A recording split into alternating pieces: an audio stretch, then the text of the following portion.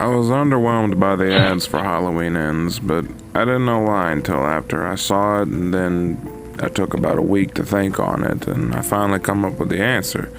It was false advertisement.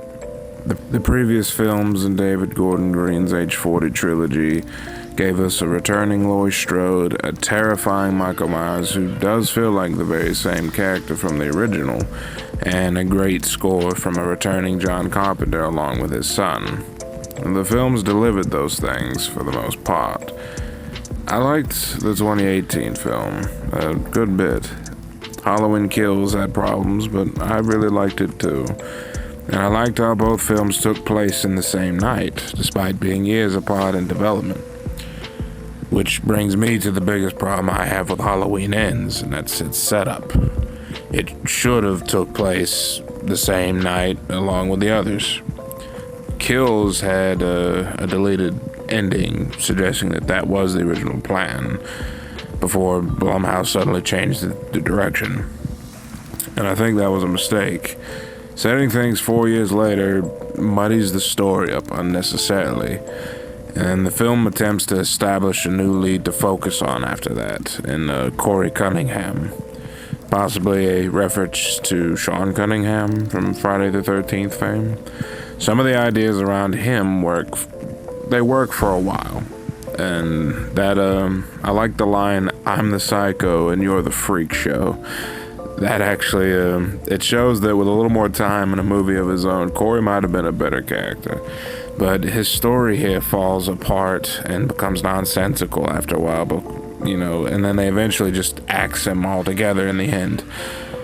The idea that Michael Myers and Corey are kindred spirits, I'm not against exploring that, actually. In fact, I wish that Green had have explored that relationship more than the very poorly written and unconvincing relationship between Corey and Allison.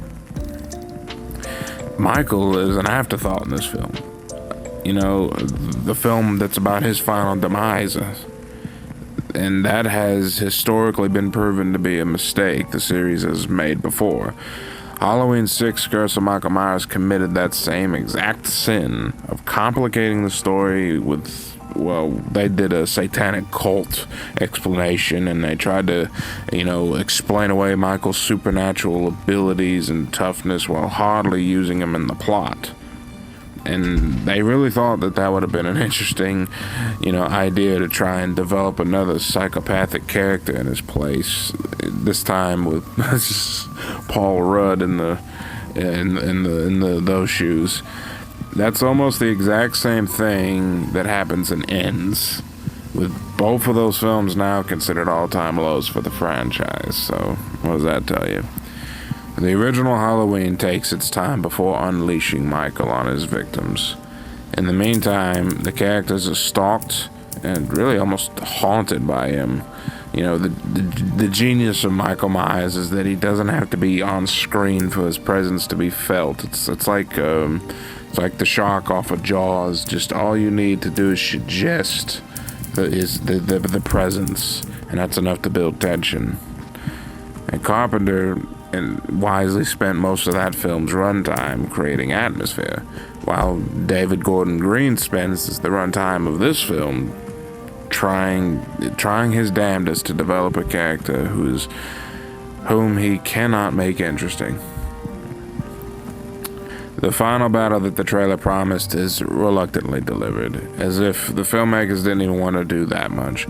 It lasts maybe 10 minutes, including the grinder scene and the epilogue, and Laurie has no real purpose in the film either, and having her be blamed by the town and by her own granddaughter made no sense at all.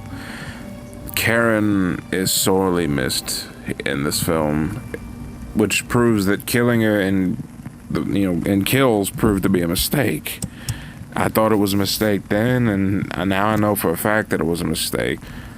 Allison doesn't seem to have learned anything from the previous films either, so her character is rendered useless and pretty much wasted. I don't even know why she's here at all. There are also some unforgivable uses of cliches where, I kid you not, Allison mistakes Laurie like walks in and mistakes Laurie for having killed Corey. And then she storms off like, how could you? They actually pulled the misunderstanding story bit from Shrek just to stall the plot for maybe 5 minutes and add on to the runtime. Come on, guys. I did like the idea of showing a nearly dead and desolate Haddonfield in the midst of a severe depression after the Michael Myers rampage. I like the idea that Michael could actually have been like just a homeless man walking around, going by unnoticed, and he was in fact the monster from a few years ago. You know what I mean? Like, they're definitely interesting ideas, and sadly none of them are really fleshed out or made interesting. You know, they're just there, and you can notice them. It's like, oh, I wonder where that goes, and then it goes nowhere. The film, it seems like a first draft that needed a few more drafts to really work. The climax could have worked if it had felt more earned. Like, just imagine this damaged, broken town coming together to purge its demons once and for all. Just a somber and quiet moment. No one screaming, "Evil dies tonight." No, none of that bullshit. Because in the end, literally the ends, these people are in utter defeat. Their neighbors and loved ones are still dead, and survivors are left irreparably impaired. They may have killed Michael Myers, but they'll never be able to forget him. So in other words, you can't kill the boogeyman.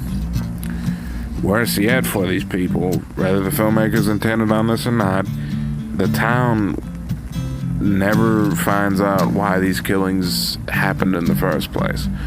The film doesn't try to answer that question either. It accepts that there is no right answer, and that's that.